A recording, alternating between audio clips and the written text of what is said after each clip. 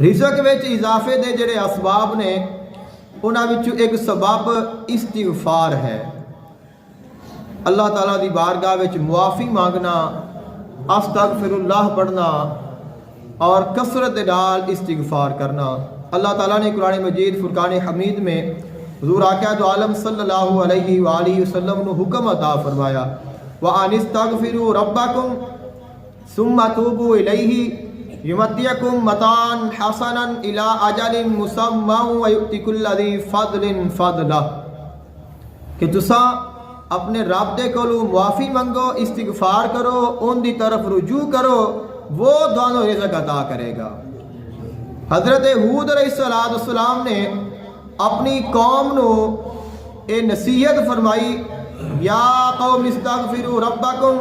ثم توبوا الیہ یرسل السماء علیکم مدرارا ویزدکم قوۃ الی قوتکم ولا تتولوا مجرمین۔ فرمایا کہ اللہ تعالیٰ دے کولو معافی منگو، استغفار کرو، ان دی طرف رجوع کرو، اللہ تعالیٰ دونوں مال بھی عطا کرے گا، دونوں طاقت بھی عطا کرے گا، اور اللہ دی نافرمانی نہ کرے آجے۔ حضرت نوح علیہ السلام نے بھی اپنی قوم نو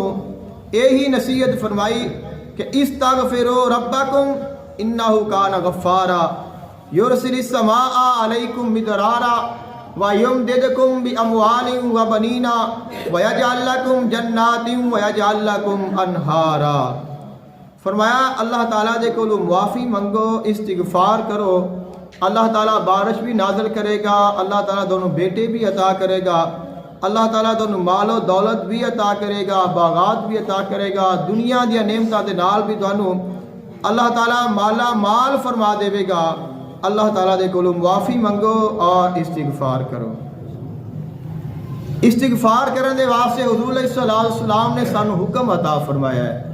فرمایا کہ اللہ تعالیٰ نے وعدہ فرمایا ہے کہ جیڑا بندہ استغفار کرتا ہے